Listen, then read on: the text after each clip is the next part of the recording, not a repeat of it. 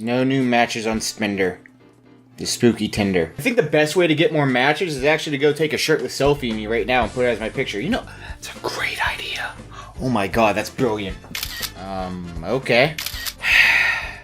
Why do you ghosts want to ruin my selfie so bad? It's because they don't want others to see the horrors of your body. Wow, okay, that's a really dick thing to say there. Yes, and it's also a douchebag thing to make your Spender picture a shirtless mirror selfie. You live in Pittsburgh. Be normal and wear warm clothes. I'm comfortable. How? How is Father so strong in this environment?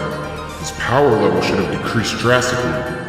Yet here he stands, steadfast, as strong as an ox in— Wolf. What? What? Speaking of ghosts being over my half-naked body in pictures, let's now talk about Fatal Frame. That's a good segue. It's not. It's actually kind of crappy. On Easter of 2003, I woke up early that morning at, say, 4 a.m.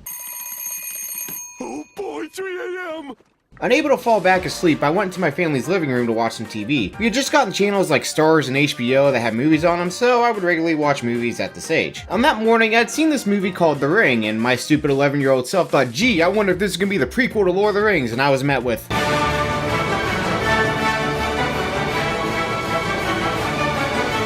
Sleep didn't exist after that. It was actually my first look at Japanese horror. Yes, I saw The Ring before I played Silent Hill Resident Evil. Japanese horror, or J-horror as some people like to call it, has been around for a very long time. I just now started getting really into J-horror as a whole, to be honest with you. Along with Korean horror, but that's a subject for another day. Fatal Frame was a cousin to Silent Hill and Resident Evil. While the latter had pedigrees, Fatal Frame had a creepy charm to it, which led to multiple sequels, and I'll be talking about one of those sequels in this video. I mean, you get to take pictures of ghosts. What's not to like? I made a mistake. In the first game, you play as Miku, a girl trying to find her lost brother inside the Himaru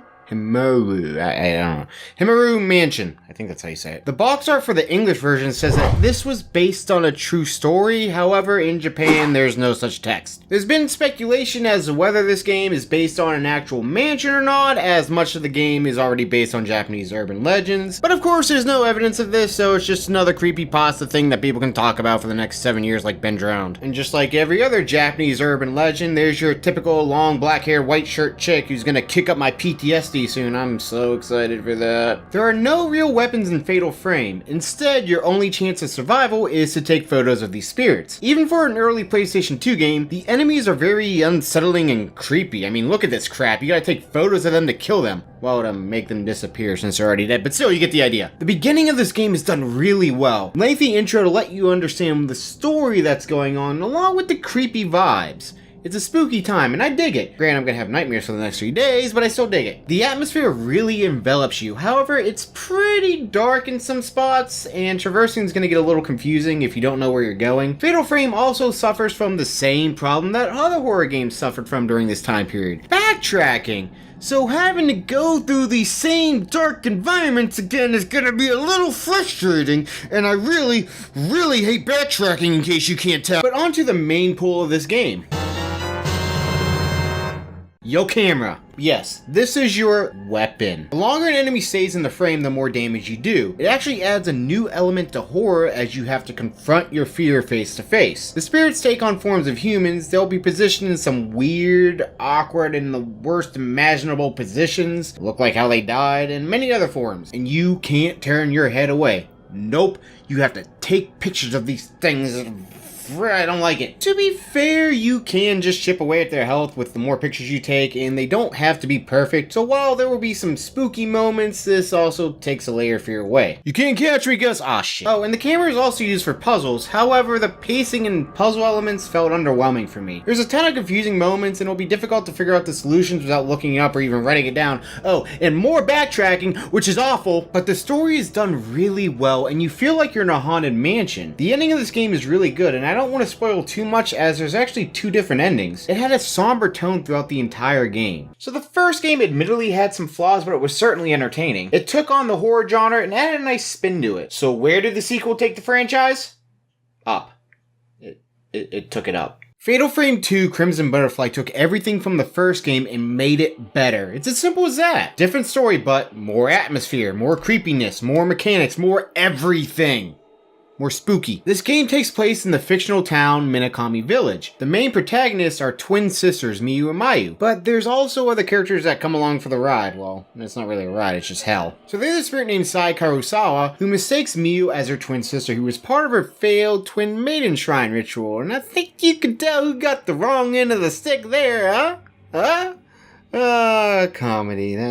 So instead of having one mansion that's haunted, like in the first game, you get a bunch of haunted houses. It's kind of like Ohio. But traversing already feels so much better than the first game. You actually can see what's all around you, and nothing feels safe. And you want to know why? In most horror games, you can hide behind corners or even pause for a second to calm down in a hallway. In Fatal Frame 2, that's not a thing. Nope. Spirits can come through the freaking walls, floorboards, furniture. You're never safe. And it gives a type of dread that no matter where you go or what you do, there can always be something there with you. And that sense of fear does not leave you. That feeling sticks throughout the entire game. The combat has also been altered in this game. Your handy dandy camera still deals damage, but instead of how you could just take pictures wherever and deal damage in Fatal Frame 2, the closer you get, the more damage you do, and it's a high risk, high reward combat system. And trust me, you're not going to want to get close to some of these stupid things. Fatal Frame 2 Crimson Butterfly is honestly one of the scariest games that I've ever played, and I'm not just saying that. The sense of uneasiness as you go throughout the town, it never stops. The spirits' faces and forms can just stick in your head. Puzzles take a step forward in this game as well, even though they're still kind of meh. But this is the perfect example of a sequel done right in gaming. I don't want to ruin the story for this one either, because it gets pretty wild and it also has multiple endings. So honestly, check this out if you want a really spooky time, or just look up the ending if you don't want a spooky time. Either works. Either way, this is a great horror game. Well, I think I finally dropped the curse so I can go take those pictures. There was no curse. The ghosts are just trying to save innocent eyes. Are you saying I'm ugly? I'm saying that picture is a douchebag picture. I'm just gonna post the one with ghost tits. Spooky boobies. Thank you guys for watching. I appreciate every single one of you. If you like what you saw, don't forget to like, comment, subscribe, and let me know what you think. Thank you guys so much again. I'll see you all in the next video.